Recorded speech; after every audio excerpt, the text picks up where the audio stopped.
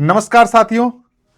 कुछ समय पहले से सोशल मीडिया पर एक न्यूज बहुत ज्यादा वायरल हो रही है कि जो मनरेगा है, मनरेगा जिसके तहत गांव में लोगों को और शहरों में लोगों को जो है रोजगार की गारंटी दी जाती थी, यानी मनरेगा अब खत्म होने वाला है।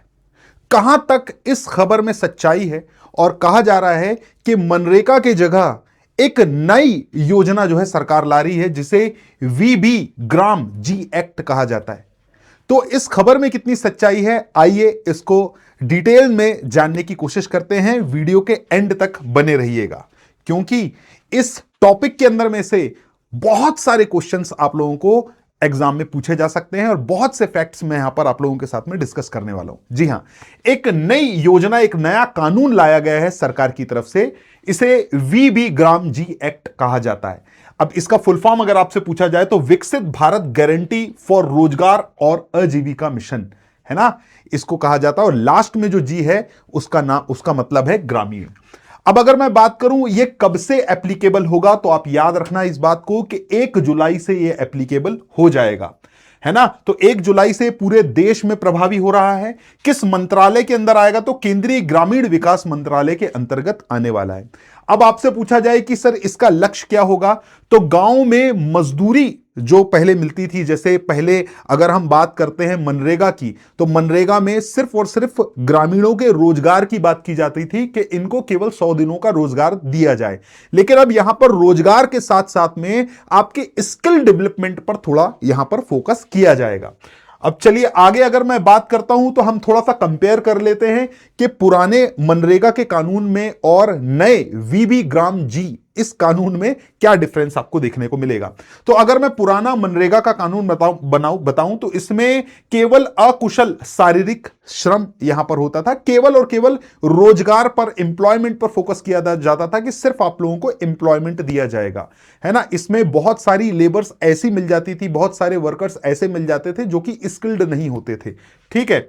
और साल में 100 दिनों का जो है रोजगार यहां पर दिया जाता था और अनस्किल्ड काम दिया जाता था, जैसे गड्ढा खोदना या साधारण अगर देखा जाए तो मिट्टी को एक जगह से उठाकर दूसरी जगह फेंकना, इस तरह का काम जो है यहां पर प्रोवाइड किया जाता था, जिसमें स्किल का कोई लेना देना नहीं था, है ना।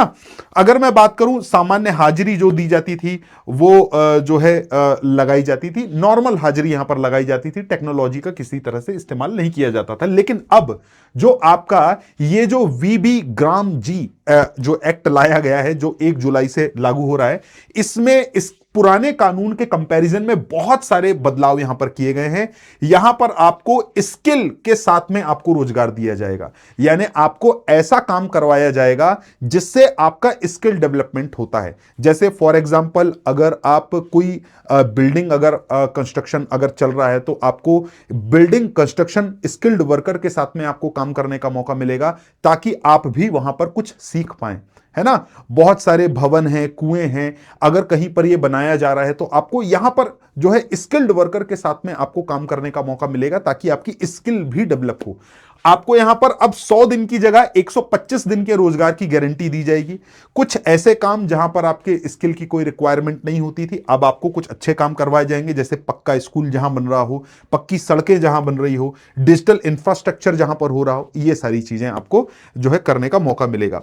100% आधार पेमेंट और जियो टैगिंग पर आधारित आपकी पेमेंट होगी, ताकि जो बीच में जो बिचौलिए तरह का अगर कोई भी समस्या अगर आती है या पेमेंट के फंसने की अगर कहीं समस्या आती है, तो पूरी तरह से सेफ पेमेंट आपका रहेगा। सरकार के द्वारा पूरा का पूरा पेमेंट डिजिटली आपके खाते पर पहुंचाया जाएगा। आपका अकाउंट जो रहेगा वो पूरी तरह से आधार से लिंक्ड रहेगा, याद रखिएगा, ठीक है। अब मैं बात करता हूं इसमें फायदे क्या क्या हैं। देखिए अगर मैं बात करूं जैसे एग्रीकल्चर सीजन ब्रेक की अगर बात करें, तो यहां पर आपको 125 दिन का रोजगार तो दिया जाएगा, लेकिन कभी ऐसा सीजन आता है, जैसे एग्रीकल्चर सीजन आता है, फसल की कटाई का समय आता है, बुआई का समय आता है, तो यहां पर आपको जो है रोजगार से थोड़ा ब्रेक दे दिया जाएगा। क्यों?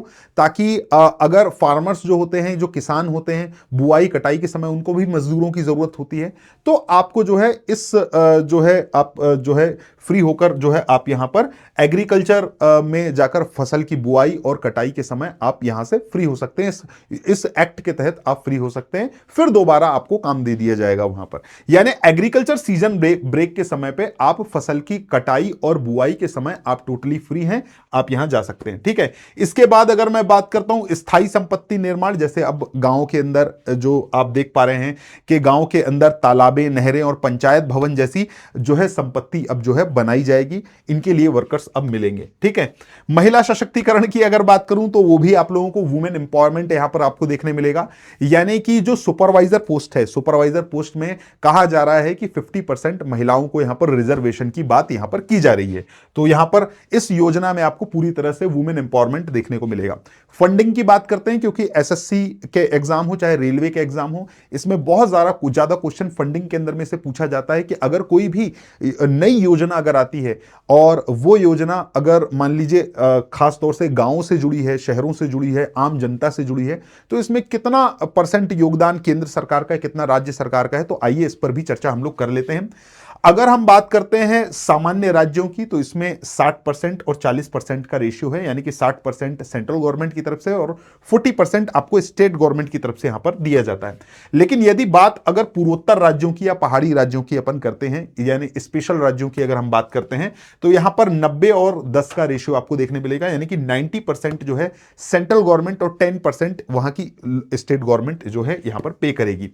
ठीक है, अब बात करते हैं भाई लीकेज कंट्रोल का, भ्रष्टाचार या करप्शन वगैरह तो यहां पर बीच में नहीं देखने मिलेगी, तो नहीं है ना। ये पुराना जो मुनीम का या पुराना लाला जो चला करते थे ना पुराने जमाने के, इन सब जो है फॉर्मेट से आपको मुक्ति मिल जाएगी। यहां पर जो है आपको डायरेक्ट बैंक से आपके खाते पर आपका पेमेंट ट्रांसफर होगा, जिसे डीबीटी कहा जाता है, डायरेक्ट बेनिफिट ट्रांसफर कहा जाता है। बीच में कोई भी करप्शन नहीं होगा। आपका जो वेजेस है, आपकी जो मजदूरी है, आपका जो वेतन है, वो डायरेक्ट आपके जो है खाते पर ट्रांसफर होगा बैंक ट्रांसफर के थ्रू। ठीक है, अब जरा हम लोग कुछ फैक्ट जान लेते हैं, कुछ संविधान से रिलेटेड फैक्ट जान लेते हैं, जहां से क्वेश्चंस आप लोगों को एग्जाम में पूछे जा सकते हैं। जैसे अगर मैं इस एक्ट की बात करूं तो ये एक्ट संविधान के किस आर्टिकल के अंतर्गत आता है, तो आप याद रखिएगा ये संविधान के आर्टिकल नंबर 41 के तहत आता है, जो कि डीपीएसपी, जो कि संविधान का जो भाग 4 है, directive principle of state policy के आर्टिकल नंबर 41 के तहत आता है, क्योंकि यहां पर काम पाने का अधिकार जो है हर भारतीय नागरिक को होता है। ठीक है, अब बात करें 2005 में सबसे पहले जो है नरेगा मिशन की शुरुआत की गई थी। किसकी? नरेगा मिशन की शुरुआत की गई थी। कब की गई थी? 2005 में की गई थी। 2 फरवरी 2006 में अगर मैं बात करूं, आंध्र प्रदेश के अनंतपुर जिले से इसकी शुरुआत यहां पर हुई थी, है ना। और 2 अक्टूबर 2009 में इसका नाम चेंज कर दिया था, राष्ट्रपिता महात्मा गांधी के नाम पर इसका नाम जो है, स्कीम का नाम कर दिया गया था मनरेगा।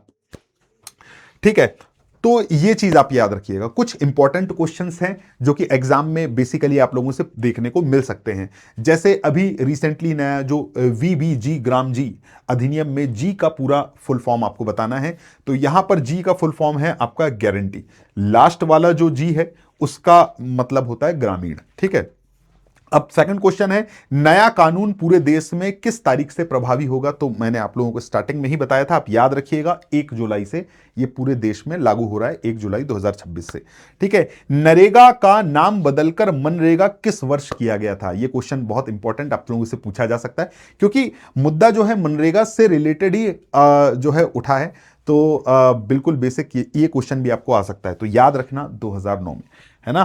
तो उम्मीद करता हूं मेरे द्वारा दी गई जानकारी आप लोगों को शानदार तरीके से समझ में आई होगी। अब एक क्वेश्चन आप लोगों के लिए, आप कमेंट सेक्शन पर नीचे इसका आंसर जरूर करिएगा मुझे, मैं आप लोगों के लिए ड्रॉप कर रहा हूं क्वेश्चन है, मनरेगा योजना की शुरुआत भारत के किस प्रधानमंत्री के कार्यकाल में हुई थी? तो इस क्वेश्चन का आंसर मुझे कमेंट सेक्शन के नीचे आप लोग जरूर दीजिएगा, मैं आपके कमेंट सेक्शन को चेक करूंगा, है ना। जरूर इसका रिप्लाई आप लोगों को कमेंट में करूंगा मैं। ठीक है, तो आप लोग पहले इस होमवर्क यानी कि इस क्वेश्चन का आंसर जरूर कमेंट सेक्शन के नीचे कीजिएगा। ठीक है, चलिए, उम्मीद करता हूं कि मेरे द्वारा दी गई जानकारी आप लोगों को शानदार तरीके से समझ में आई होगी। इसी तरह के इंपॉर्टेंट फैक्ट मैं आप लोगों के सामने लाता रहूंगा।